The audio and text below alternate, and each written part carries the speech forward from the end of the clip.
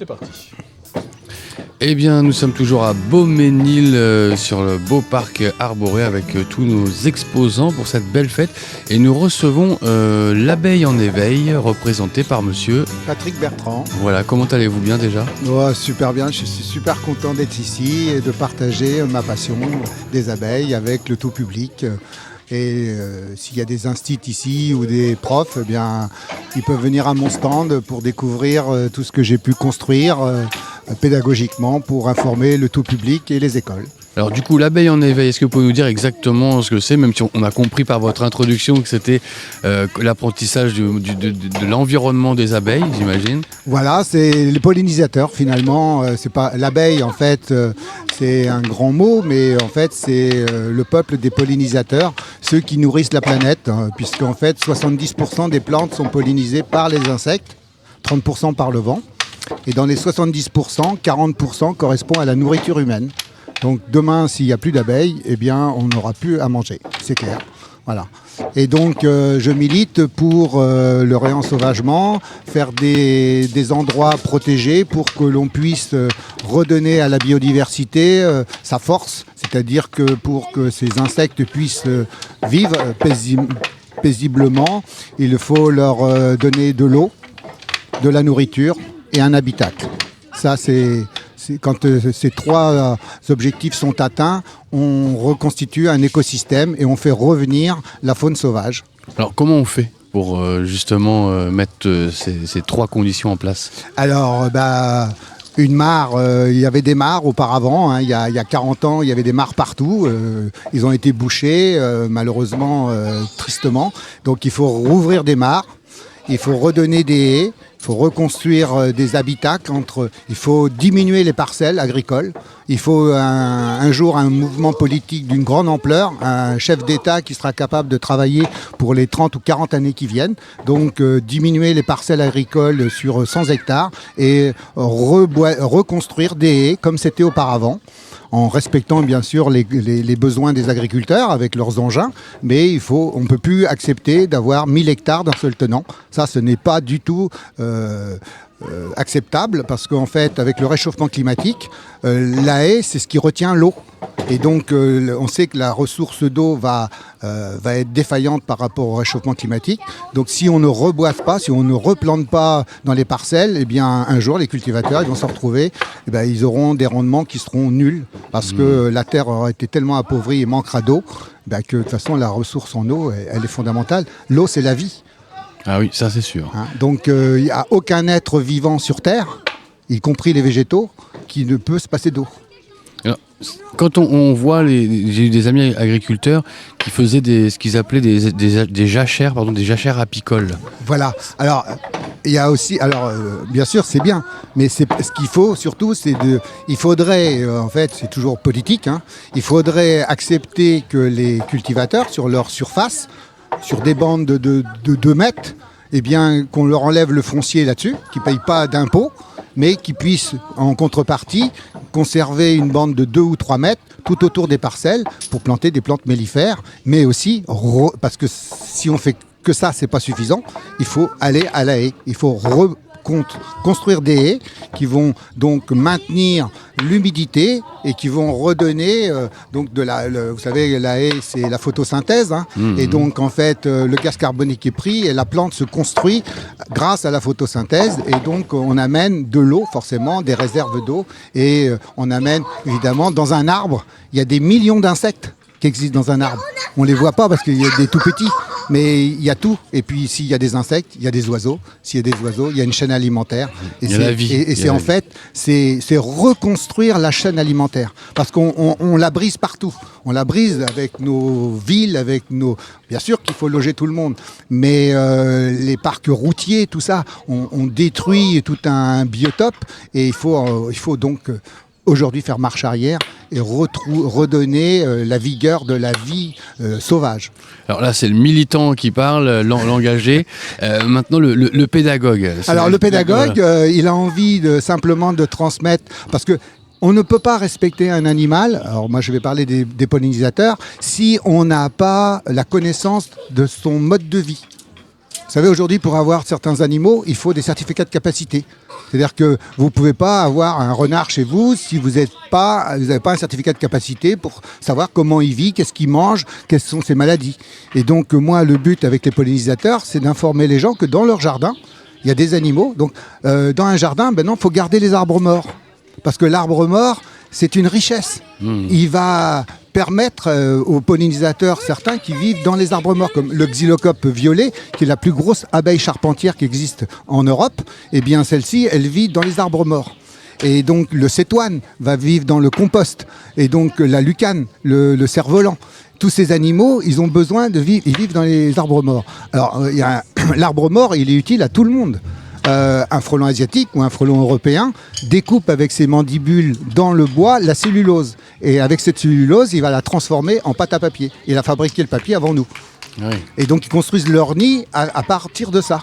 Donc, moi, le but, c'est d'expliquer aux enfants et à tout le public qu'en fait, dans le jardin, il faut garder des orties parce que le pan du jour, il se reproduit et il pond dans les orties. Donc, il y a plein de papillons qui pondent dans les orties. Donc, on peut enlever des orties dans son jardin parce qu'on ne peut pas accepter que des orties, mais il faut garder un coin de jardin avec des orties. Parce un peu sauvage, quoi. Il faut des endroits où on laisse tranquille les animaux et qu'ils puissent se reproduire.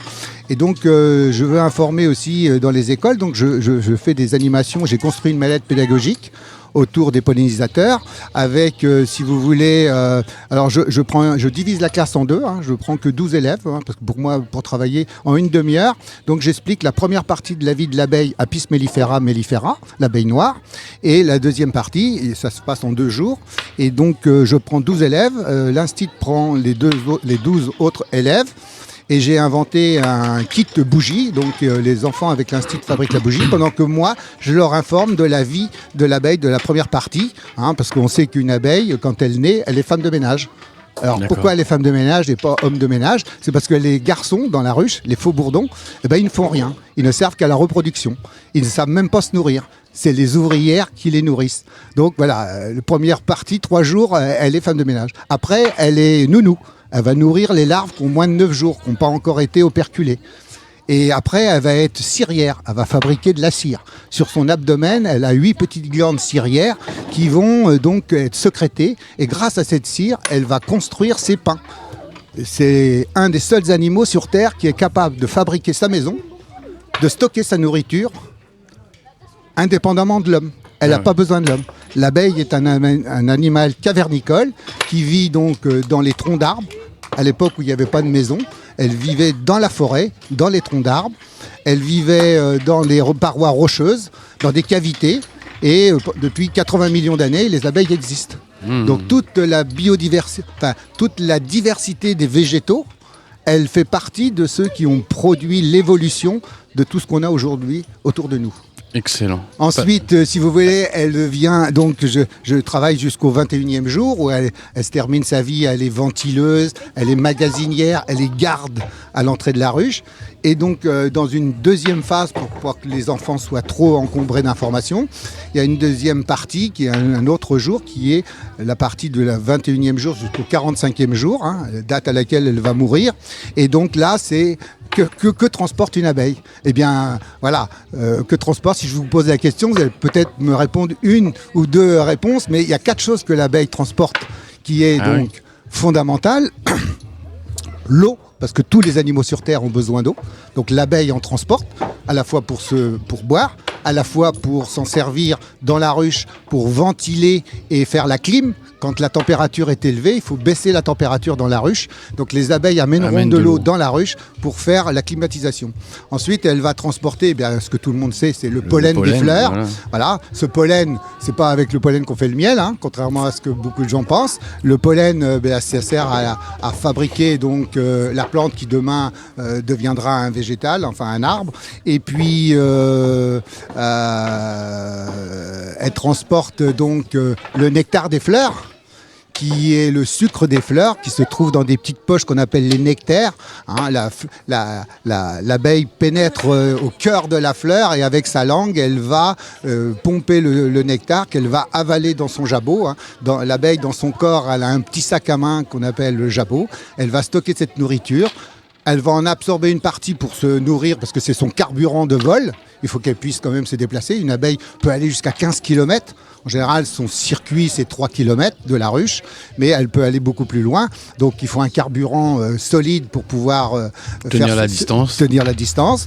Et puis, donc, après, avec ce nectar, elle ramènera à la ruche qu'elle va stocker dans la ruche pour l'hiver. Il faudra qu'elle emmagasine 15 kg de miel pour survivre l'hiver, parce que arrivé au mois d'octobre, quand la température descendra en dessous de 12 degrés, elle ne pourra plus sortir dehors. Donc, il faudra que pendant les 5 mois, elle puisse avoir de la nourriture sans sortir de la ruche. Ensuite, il reste une dernière chose. Donc, j'ai dit l'eau, le pollen, le nectar, la propolis. Alors, la propolis, c'est un produit merveilleux parce que c'est un produit aseptique et antiseptique. C'est extirpé c'est de la résine végétale qui est transformée par l'abeille et qui va permettre d'assainir la ruche. Tout l'intérieur de la ruche sera calfeutré avec de la propolis qui évitera les mycoses, les champignons ou s'il y a quelque chose, une bestiole qui est rentrée dans la ruche, eh bien on va comme un sarcophage, l'envelopper de propolis et ça pourrira pas et ça sera protégé et la ruche sera toujours en bonne santé. Merci beaucoup pour ces informations. Nous, on fait un format de 10 minutes. Alors, on vous écouterait pendant des heures tellement vous êtes passionné. Pascal, est-ce que tu as une question ? Juste, votre stand tout à l'heure, je suis allé le voir et il y a à la fois des outils pédagogiques comme les ruches que vous avez exposées, des ruches à la fois d'abeilles mais aussi de frelons. Et il y a également, tout à l'heure, on a parlé des bougies. Donc vous fabriquez des bougies et vous m'avez expliqué ce que je trouve intéressant, la durée de vie des bougies qui ne correspond pas à celle qu'on va acheter chez Culture et Nature, par exemple. Voilà, tout à fait. Vous savez, alors dans la ruche, donc les abeilles, comme je vous l'ai dit, produisent de la cire. Cette cire, elle est utilisée pendant, on va dire, 2 ans. Un cadre de ruche est utilisé 2 ans. Et après, à force d'avoir eu des naissances et d'avoir stocké du miel, eh bien, on va dire, il a reçu des saletés, etc. Donc, à un moment donné, hygiéniquement, il faut l'enlever. Donc, on les récupère. J'ai une chaudière à cire, je les fais fondre. Et après, suivant le filtrage que je fais, je vais obtenir des couleurs différentes. Et j'ai donc acheté j'ai à peu près 40 modèles de bougies. Et ces bougies-là sont faites en cire naturelle. Hein, et puis, effectivement, une bougie dure beaucoup plus.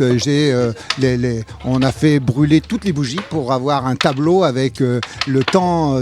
Et on atteint jusqu'à 17 heures allumée. La bougie qui est la pomme de Normandie, que vous pourrez voir sur le stand, eh bien, elle dure entre 15 et 17 heures. Ah oui, c'est quand même... Donc voilà, si demain il n'y a plus d'électricité, rapprochez-vous d'un apiculteur, achetez. Il faut savoir qu'au Moyen-Âge, les